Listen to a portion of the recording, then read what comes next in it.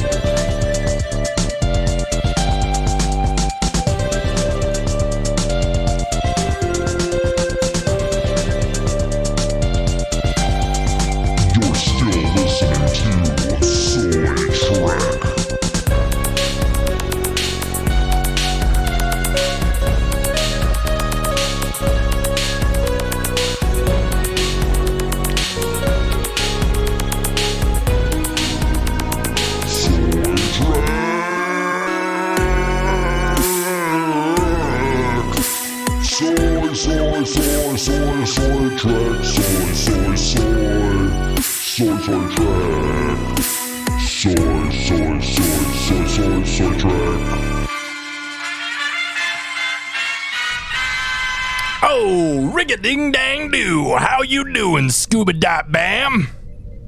I'm bippity-boppity-booping. Today, I tell you what. We're all going to be bippity-boppity-booping when Wicked comes out. Am I right? Yeah, that's actually, like, from what I've been hearing, like, they're having problems with people, like, having sing-alongs in the theater, and I think that would make me homicidal. No, that would make me either homicidal or suicidal. I would definitely attempt a seppuku in that theater to prove a point. Self-immolation, perhaps. Maybe take some people down with me. It's like, no, that's not going to fly. And which is funny because, like, I don't know, I think I missed out on all of the Wicked craze because I don't know a single song or the plot to this thing at all. Yeah, it's like there's a witch. Apparently there's like apparently there's people who have like have memorized all of these songs, but I have never heard a single one. No, it's Hamilton for white women, which is also for white women. It's white women all the way down.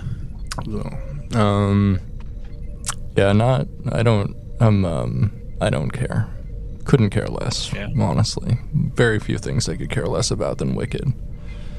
I'm not really into the major Hollywood blockbusters. I prefer them. No. Prefer my films a little bit smaller, you know what I mean?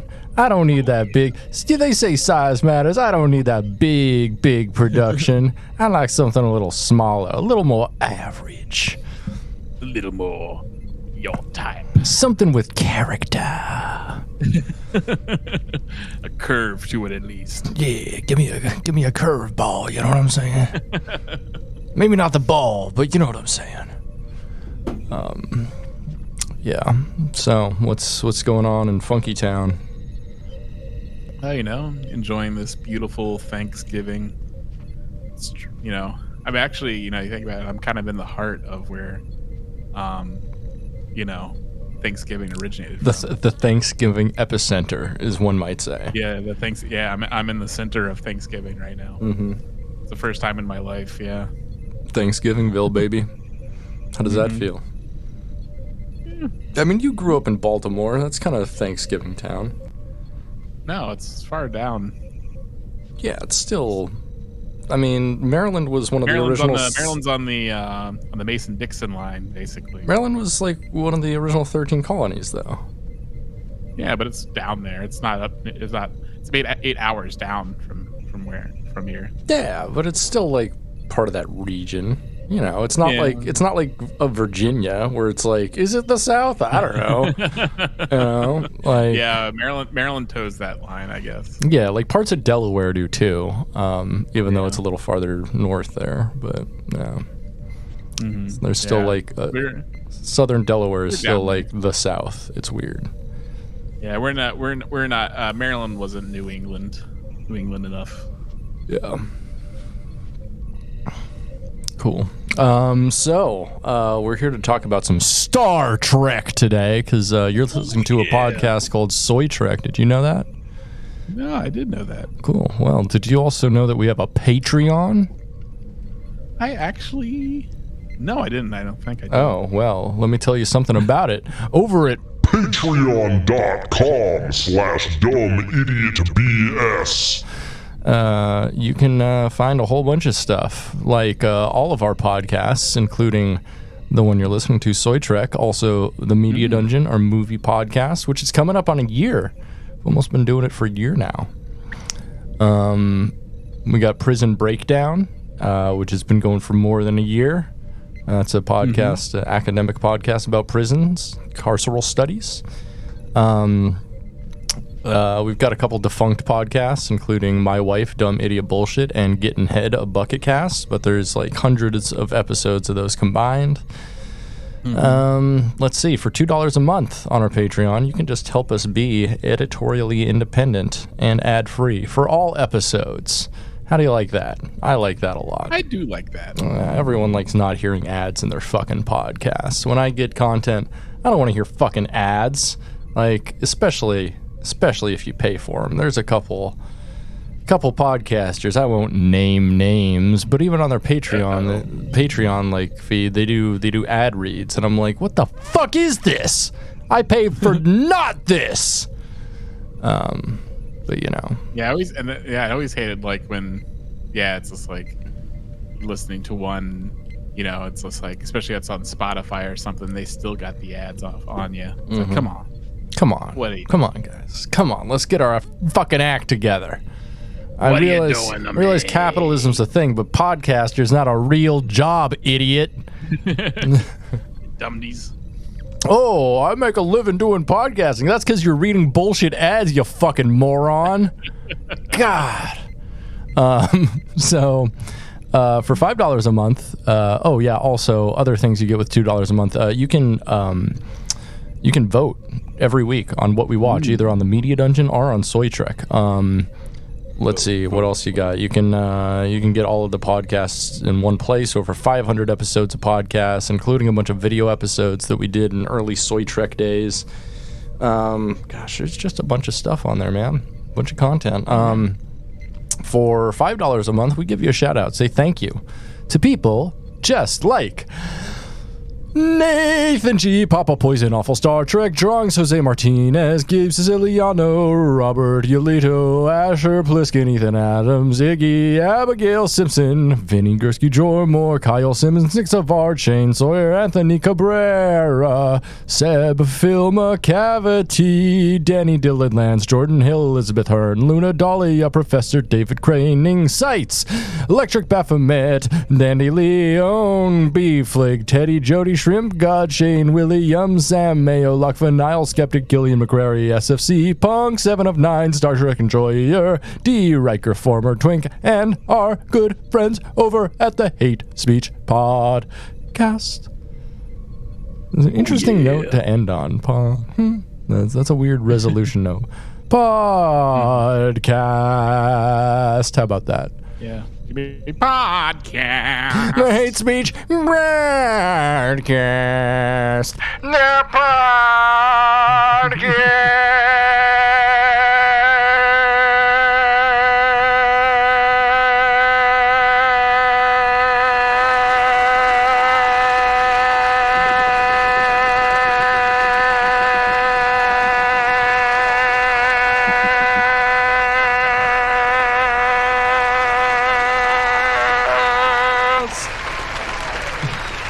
Thank you.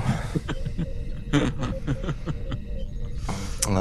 was wonderful. Yeah. That's who supports us. Thank you, everyone who supports us. We really appreciate it. Yeah, thank you. For $10 a month, you get access to the motherfucking Media Dungeon, bitch. The Media Dungeon, bitch, is my private server with over 20,000 films, over 1,700 shows, just a whole lot of motherfucking content to put your eyes on. Lots of my friends are on it. They really enjoy it. Pat here's on it, loves it, puts his dick all over it. I'm like, hey, Pat, as I you can. can't do that. It's my server. And he's like, I don't care. I do what I want with my penis. I'm like, hey, buddy. All right. I respect that.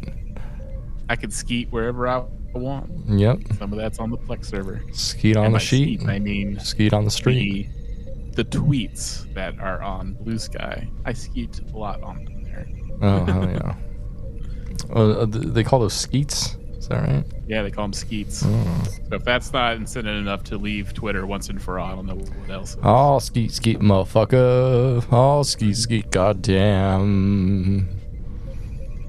Skeet. And then for $20 a month on the Patreon at patreon.com/dummied. Oh, God, I fucked that up. So bad. I'm such a bad idiot. I'm such a bad dumbass. I need to I'm a fucking asshole. I need to be punished. I need someone to put a boot on and step on my balls real hard. I'm such a bad bitch. It's a bad bitch. It's a bad bitch. So what was I saying? Oh yeah, step on my balls. No, please don't step on my balls. Not about having my balls stepped on. Not a fan. Not a fan of the CBT in general. You know, my No. Apparently, balls can take a lot of pressure, but I don't want to test that. You know. Yeah. Do you think that's what the song "Under Pressure" by Queen and David Bowie's about? Yes. Yeah. Though I think maybe. That's that song. I think they were singing about they were foretelling the coming of Vanilla Ice with Under Pressure. Oh, that's a good point. Dun, dun, dun, dun, dun, dun. Dun, dun, dun, Yeah, but it's dun, different because it goes. You know, Vanilla Ice. Because of that song and because of that like lawsuit, he went ahead and just bought all of the publishing rights to Under Pressure, and he's made more money on that now than he ever has on Ice Ice Baby. That makes sense because, you know, who listens to Ice Ice Baby? Yeah, anymore? And everyone listens to fucking Queen and fucking Bowie. Yeah. Yeah, I should give Ice Ice Baby a listen. It's been a while. I definitely like the ninja rap. I think he just recently did the ninja rap for Donald Trump. He did, and he brought out like the Teenage Mutant Ninja Turtles, which I'm like, we all know the political affiliations of the Teenage Mutant Ninja Turtles, and like, there's no way they voted for Trump. Maybe Donatello. No, I was thinking Michelangelo because he always wears the red, right? No, Michelangelo has the orange. So he's. Oh he's yeah, orange. You're right. Yeah, he's orange. Michelangelo's Who's the orange, red? Who's the red? Is that Raphael? Raphael, there you go. Because Leonardo's the purple. Yeah. Yeah. Leonardo's the blue. Oh fuck! I've got my colors all mixed up. Didn't have Ninja Turtle toys when they were a child. I didn't. My parents thought they were too violent, so. So here I am. Yeah. No. But then again I was watching like Bruce Lee films when I was like, I don't know, like 10. So like, what is this? This feels like a double standard. I snuck in on my parents while they were watching Silence of the Lambs, and that definitely affected me in ways I'm still reeling with today. Were they having sex while watching Silence of the Lambs? Because that'd be pretty cool. Getting a handy.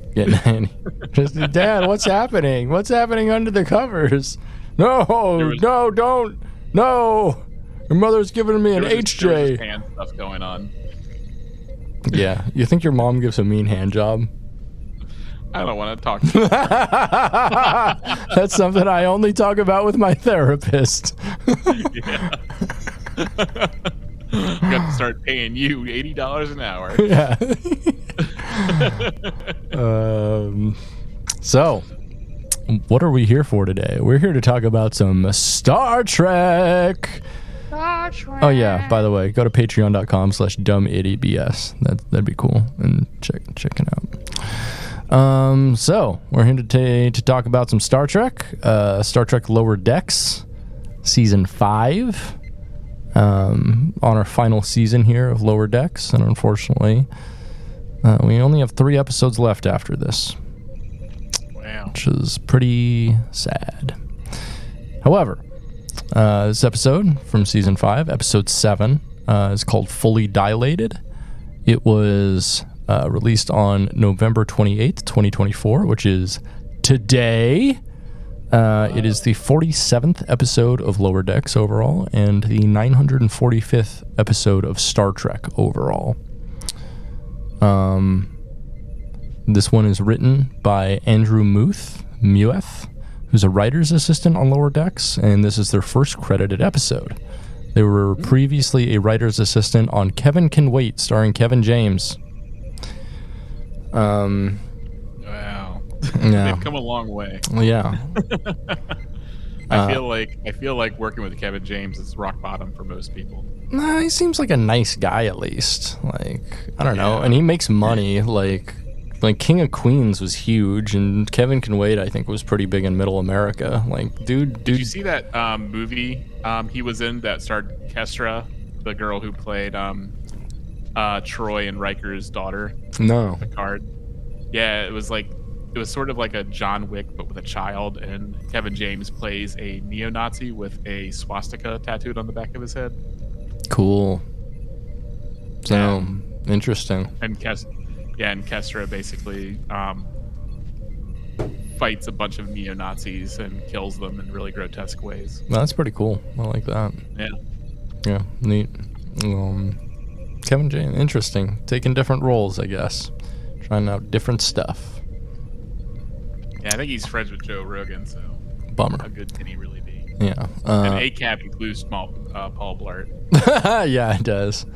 So this episode of Lower Decks was directed by Megan Lloyd, who is a member of the art department and director of 5 episodes of Lower Decks so far, including I Have No Bones Yet I Must Flee, and Pathological Fallacies, Caves, and A Farewell to Farms, which are all great episodes, honestly. I'm not a huge fan of I Have No Bones Yet I Must Flee, but all the other ones are great. Yeah, Moopsie was definitely like a appeal to cuteness. Yeah, it was a cash grab move. Yeah. They knew they were going to make some dime on Moopsie. Yeah, they did. So we want to jump into it.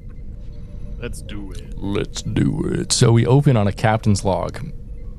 Cerritos has been sent to repair a dimensional fissure. Yet another one, the 3rd one this week. A purple alternate version of the Enterprise has crossed into their dimension while battling evil clones of Tasha Yar, or something like that. They get to work at sealing the fissure, and Freeman walks over to Tendi and to Lynn and says maybe it's time she filled the senior science officer position, which excites Tendi. Tendi's written a report on the fissures that she wants to present to the bridge crew, but Freeman says to wait until after she picks a senior science officer. I guess this is the first time I realized there has been no senior science officer. Yeah, they've got like a doctor and a chief medical and stuff, but no chief science officer, which they didn't have on the Enterprise in TNG either, really. Yeah, that's true. Or on, did they have one on Voyager either? Like, I feel like that kind of fell out of favor after like the TOS era. Yeah. Yeah, that's true. Yeah, because even still, like 7 of 9 was basically astrometrics and shit. Right. I guess like wasn't Dax chief science? Yes. Mm-hmm. Yeah. So I guess they did have it here and there, but yeah, not so much. Not so much.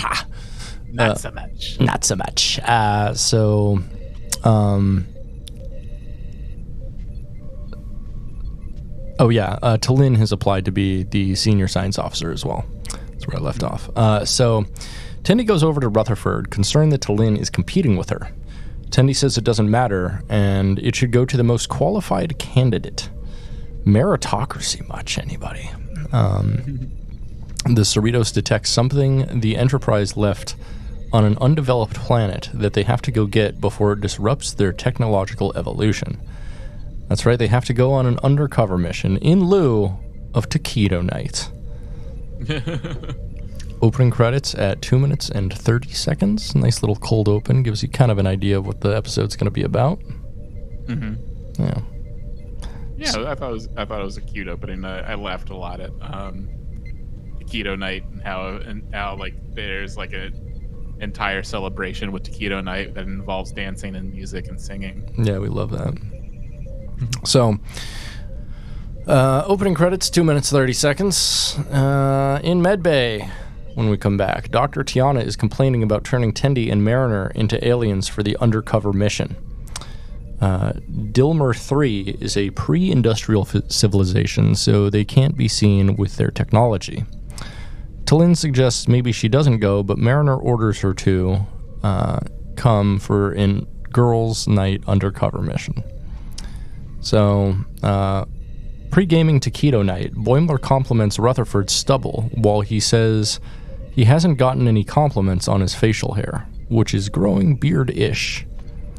Mm-hmm. The girls come in and accuse Boimler of stealing alternate Boimler's vibe because he's drinking a Michelada. And I like their inclusion of the Michelada here because it's a disgusting, weird drink that no one should have. When I drink, I really like them. I'm glad you don't drink anymore, Pat. I thought they were fun because I really like Bloody Marys. Mm-hmm. And so it was kind of like Bloody Mary light. Yeah, it's gross. Did you put the oyster juice in or whatever? No. Like I think what's it called? Chupacabra in Seattle has them. They're pretty tasty. Yeah, I don't want that. So Boimler explains that on the planet they'll experience time dilation, and for every second on the Cerritos, a week will pass for them in real time. And he gives them a transport beacon for them to transport out that'll alert them so they can go to a safe place before they're beamed out. As he beams them away, he spills his Michelada all over the transport console, and it dawns on Boimler and Rutherford the implications of what just happened with the time dilation and all. So the girls beam down. I like how they said name drop Voyager, that Voyager episode where it's the same thing. Yeah. Where it has where the time passes extremely fast on their planet, so generations pass and eventually where it seems very briefly to the Voyager crew entire rise of civilization goes from cave people to to our current modern day basically, and just a few minutes to the Voyager crew, which is very fascinating. Yeah, that'd be cool if our civilization did that.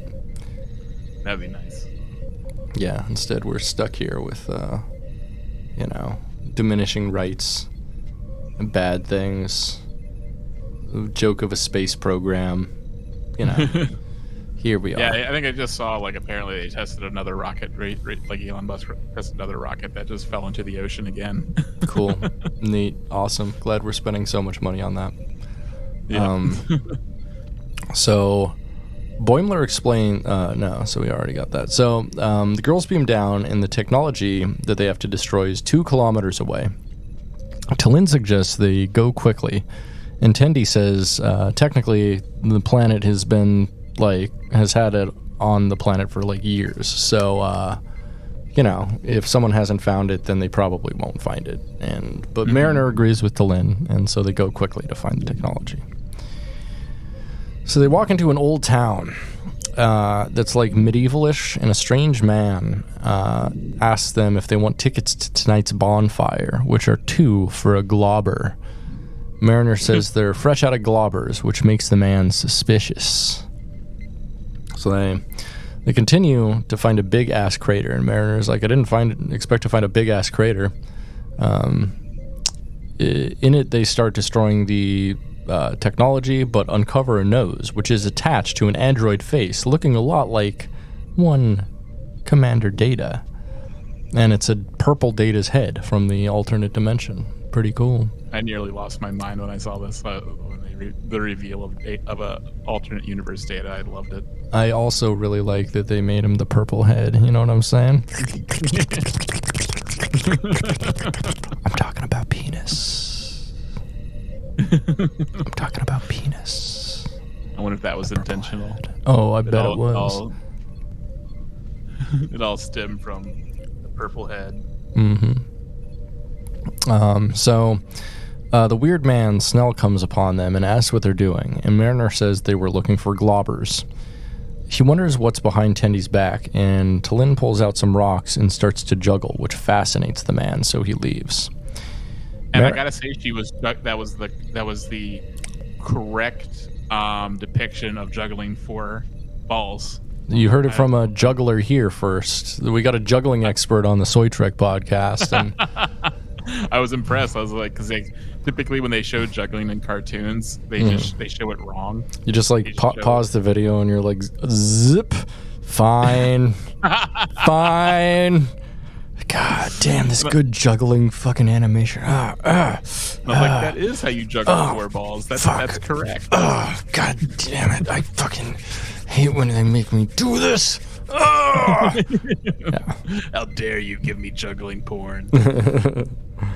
How dare you give me juggling porn? That's good.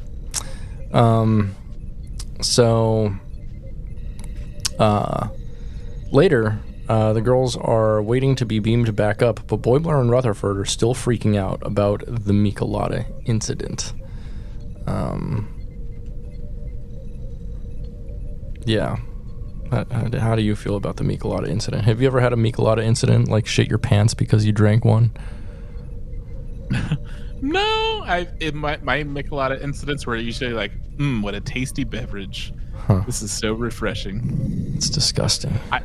I have had a Patarita incident, which was I decided to mix a 2-liter bottle of Fresca with a handle of tequila, and I mixed them together, and I just drank that the entire night. That's and disgusting. passed it out on someone else, some stranger's couch. And I woke up with my backpack still on, like I was about to leave and ride my bike home, and yeah, I just fell asleep in some random person's house. That's pretty cool, dude. Pretty cool. For the win. For the win. That's why I haven't had a Patarita since. It's probably good. I mean, it does have your name in it, which sounds dangerous to me. Like, if they had a drink called, like, the Great Britain, I'd probably get way too sloshed on them at least once in my life and, like, swear them off forever. Yeah. So... Swear off. So, 4 months later, because Boimler and Rutherford are still dealing with the Michelada, 4 months later, Mariner is bored at a house when Tendi comes in doing some science stuff to help her chances of getting the senior science officer position. Mariner references inner light and Picard spending a lifetime in a mind's eye thanks to a probe. Mariner realizes she's wasting time and needs to take advantage of this opportunity and the extra time. T'Lyn comes in and she's built a windmill. So the weird old man, Snell, shows up and starts questioning them.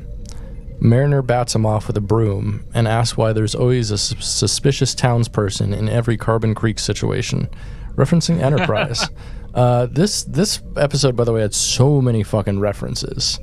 Yeah, it was chock full with Star Trek references. Yeah, like I think obviously they also reference the Mark Twain, episode. Yeah. Like, a lot of things. Time Zero. Yeah.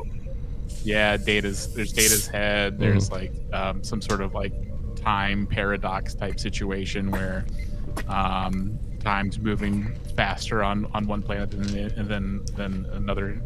another area. Like, that's why I was surprised they didn't also end up making. I mean, I know it's not Star Trek, but make some sort of reference to Interstellar or something.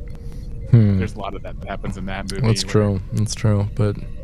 But that's wrong franchise, brother. Wrong franchise. You can't go referencing other sci-fi unless you're like, I don't know, Spaceballs, I guess, references a lot of Star Trek and Star Wars. So. But that's a parody, so that's different. Different thing entirely.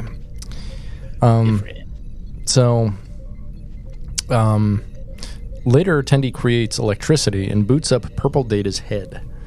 And she's like, lick it. And that's how she spends the rest of the episode. It's pretty weird decision on the producer's parts to let that happen. No, so she boots up Data's head and they introduce themselves, and Tendi asks him about science. Science rules. I'm sorry. Science rules. Bill. So, in a tree, Snell looks into the window and sees Tendi's shadow talking to a disembodied shadow head. And he's like, yeah.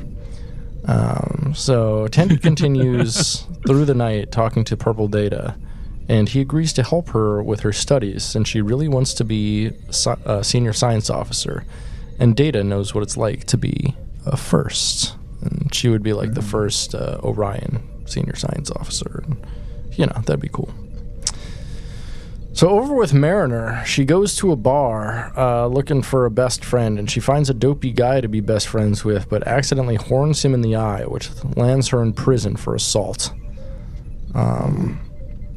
Over with Boimler and Rutherford, they think the situation to fixing the broken board is licking off the Michelada, which I thought was a pretty fun solution. Like they would definitely have like a thing to clean that up, but you only have seconds. I'm surprised they didn't have any sort of like how how the sonic shower works. I'm surprised they didn't have any sort of like cleaning device that works in the same way as a sonic shower. They just pointed at it and then like cleans it with sound waves or some shit. Yeah, it also kind of surprised me that like the L cars isn't waterproof. Something like that, does some kind of something. Well, I mean, they're known to explode randomly, so they are. Probably shouldn't be happening, but yeah. They've yet to really perfect Elcar's technology to not explode or be waterproof. Yeah. So 3 months later on the planet, Purple Data Head is experiencing a power fluctuation, and Tendi hooks him up with hydroelectric power, and she's like, keep on licking it. And he's like, my tongue is so tired. By the way, the Data, I believe he's definitely played by Brent Spiner. Like, yes. Yeah, so that's pretty fun. You can kind of hear it though in his voice, like he's getting much older. So oh yeah. He sounds a little different, but still enough the same. Yeah. So Talin comes in with some huge-ass grapes to sell at market and says she couldn't even get the melons in the door and points out some huge melons. She's gotten really good at agriculture, and this makes Tendi resentful. Talin says maybe Tendi should get out, but she doesn't want to and goes back to Purple Data, who also shares Talin's concerns. And Tendi says she can't compete with her giant melons, which I thought was pretty fun. Tendi realizes she needs to stop sleeping, but Data disagrees with this, even though Data doesn't sleep. So hypocritical much. He likes to pretend he sleeps, though. Yeah, which is weird and gay. It's true. Yeah. So in town, Mariner gets out of jail and wants to become a valuable member of the community. She sees a fire and uses one of Talin's giant berries to put it out. But it was the town's eternal flame, and it lands her back in prison. Meanwhile, Rutherford and Boimler are frantically licking the transporter console, and Boimler says that it tastes like Lundy smells. He doesn't wash his hands when he uses it. Yeah, that was pretty fun. So 3 months later on the planet, Tendi is sleeping at her chair. Data begs her to wake up. She's trying to run on as little sleep as possible to create a transporter to get them back. Data tells her not to take it so hard on herself and references the TNG episode Time's Arrow to try to relate to her. So over in town, Tendi finds Talin, who is now making beauty products and has enhanced the lives and confidence of the townspeople without breaking protocol. And the girls are also now rich because of it. This makes Tendi, once again, resentful. So, over with Boimler and Rutherford, they finally get the console working and signal the girls that it's time to transport home. With Tendi, she argues with Data about T'Lyn and shuts him off. And she's like, "Can you still lick it?" But he's off. He can't. That's not how it works, Tendi. I'm sorry. Speaking of licking, I did like it was a funny touch that they couldn't color Tendi's tongue a different color, so she still has a green tongue. Mm-hmm. It never comes up like it just, I don't know, I thought that was an interesting oversight on the part of like I guess on everyone, like just miss, like, and it's never brought up by anybody, but it's yeah, that'd be great if she was like giving a town's dude a blowjob and he's like, "Oh, let me see that tongue," and he's like, "Whoa, it's a witch's tongue." Yeah. Wait, Yeah, no, that doesn't mean leave. I like that kind of thing. That could have been like another reference that they have, like the episode where they find out Wrecker's just wearing elaborate mitts to make it look like he has those weird 3-tube fingers when he's undercover on pre-warp civilization, and Maris makes him have sex with him. Is it Maris or what? What character was she? Oh yeah. Yeah, Maris. Yeah, I think that was And Maris. Frasier. The chick from Frasier forces him to sleep with her. Yeah, that's pretty cool. Wouldn't you do the same for Riker? I'm sorry? Wouldn't you do the same for Riker? Oh, of course. I would be like... That's not cool. You're talking about forcing someone to have sex without consent. That's rape, dude. That's not cool. Don't do that for Riker. Not cool. Only enthusiastic consent when it comes to Riker. And everyone else. She should be held accountable. She should go to jail. All right. Horny jail. Specifically, horny jail. Let's see. Let's get out of horny jail. Where are we here? Snell sees her shut off Data's head. Tendi's shut off Data's head. But Tendi is tired and falls asleep immediately. T'Lyn arrives and says it's time to go, but Snell, in the rafters, jumps off and knocks her out with a tree branch and ties the two of them up. Kinky style. Ooh.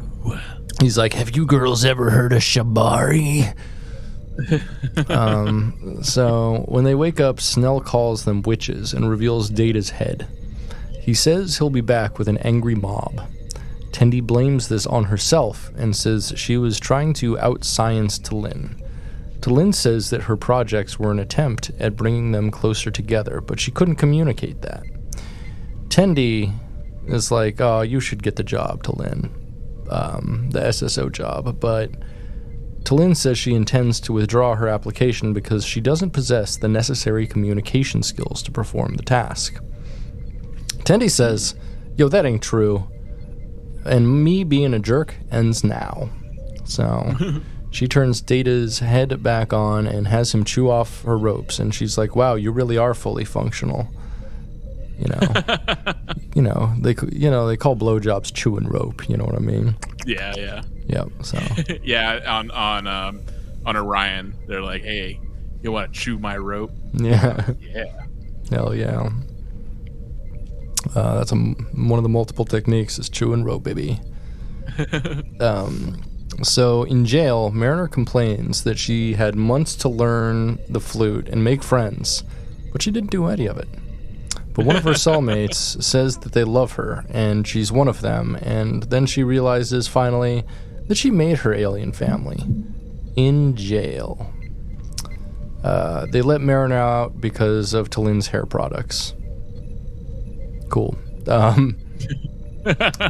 So they're in the street, right about to be beamed up, but Snell comes out and comes at them with the townspeople and accuses them of having a talking head and being witches.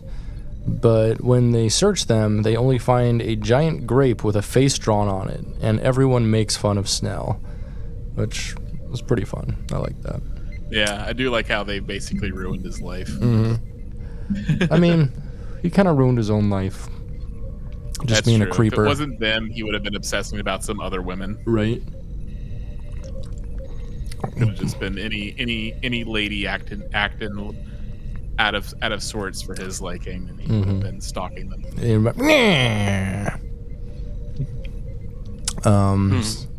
So, the girls make it to the rendezvous point, and Mariner fanboys over Data, while Snell lurks their way and comes upon them right after they're beamed away, and he goes, So, on the Cerritos, Freeman talks to Data's head, and they discuss the SSO position, and he makes a recommendation. So, we go to the bar on Cerritos, and Tendi tells the lower deckers that she didn't get the job. Both her and T'Lyn did. Oh boy. Mariner comes over, and the girl says that the guys owe them big time for leaving them down on the planet so long. Mariner says she misses her jail family and plays her soap flute while Freeman and Ransom send away Purple Data's head. End of episode. What do you think? I liked it. Like, I was expecting like the boys to make it up to them by shaving off them making them shave off their beards or something. No, we need the full Boimler beard arc. Like, he has to have a full beard by episode 10. We know it has to happen. I think like the beard will have like its culmination in the last episode. Like, so we're gonna see some more variations of beard for the next few episodes, which I like, because I do like watching Boimler's beard grow look different every episode, and now Rutherford's growing a much more fantastic beard already, it seems. So I'm excited to see it. Yeah, I'm looking forward to Rutherford's beard as well. I like those weird continuity things, and the animated stuff where like things actually change and time actually progresses in a way. That's kind of cool. Oh yeah. Yeah. Yeah. I was expecting more change to happen to them over the girls for a year, like when they're on the planet, like have different haircuts or something. But that'd be great if Tendi grew a beard and it was like bigger than Boimler's by the time she got back. Yeah, Orions can grow beards. Like but it did seem like she decided to, you know what, I'm gonna have the same haircut every single day just in case I get called back. And yeah, that's fine. I like this one a lot. I'd give this one 7.5 out of 10. Yeah, this one was good. It wasn't one of the best episodes of the season, but it's still a good episode. Good ass episode. Yeah, I really liked it. I like every single episode they reference in this is one of my favorites. So like I was fully on board with everything happening on screen. Yeah. And I also like undercover pre-warp civilization episodes. Oh, me too. Those are always fun. Like Carbon Creek type episodes. We love those. Yeah. And if you're interested in listening about Carbon Creek, we did an episode on that one a year or two ago on this podcast. Yeah. You don't remember that? You were definitely on it. I think I was. Yeah, you were. Yeah. Cool. But good episode. Recommended. This whole season so far. It's been good. Started out a little slow with the Tendi arc, I think, but really picked up. Yeah. And had, in my opinion, one of the best episodes of any season so far, Farewell to Farms, which was just a delightful episode. Yeah, I'm going to miss the show when it's gone. Yep, me too. Sad. We got 3 more episodes, so less than a month left, We'll be done before Christmas, I guess. Oh, yeah. Wow. That'll be sad. No Trek for Christmas. No more Trek for Christmas, boys and girls, and otherworldly beings. Sorry, boys, girls, and Otherworldly. they thems. Yeah. No Star Trek for Christmas. Oh, yeah. So, yeah, that's been that. You been watching any Star Trek at all this week? I watched some episodes of TNG, I think. Mm-hmm. Nice. Yeah. Do you remember which ones? Ensign Rowe, I Oh, yeah. believe. Great. And I think that's about it. Yeah. I watched with my friend last night. I watched Star Trek IV: The Voyage Home again Hells yeah. for the 20th time. They had never seen it before, but they're a Star Trek fan. They loved that it's just a movie about whales framed with Star Trek. I'm like, yeah, that's definitely what it is. Like, it's a movie about like two men who hang out in the bushes in San Francisco who need to steal whales to save the future. And like, Yep. I don't know, what more do you want than that, honestly? Yeah. And yeah, they break the Prime Directive in a lot more new creative ways, like bringing the whale expert to the future. Mm-hmm. And just because she said like she had nothing that she was going to be doing in the past That's pretty cool. or in the future, and they just took her word for it. But who knows how that could have changed history as they know it? You know. Yeah. I mean, I don't know. People just disappearing doesn't really change history a lot. I don't know. Hey, you never know. Like it's Butterfly Effect starring Ashton Kutcher. That's true. Starring Ashton Kutcher. Good point. Well, you got anything more to say on this bad boy? No, I think I'm good. Cool. Well, we appreciate you hanging with us, Soyagers. If you enjoyed our podcast, please check out our Patreon at patreon.com/dumbidiotbs. And of course, like, rate, and subscribe our podcast on whatever podcast platform you listen on. Yeah, my name has been Britton. I've been Pat. I'm listening to Soy Trek, friends. All right. Thanks for checking with us, soy boys, girls, and the Ridley Beans. Hang dong and motherfucking shaka. Soy, soy, soy, soy, soy, soy, soy, soy, soy, soy, soy, soy, soy, soy, soy. Soy, soy, soy, soy, soy, soy, soy, soy, soy,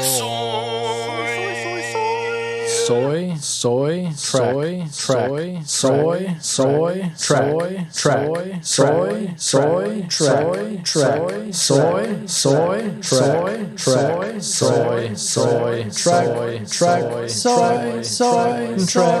track, soy, track, track, soy, track, track, soy, track, track, track,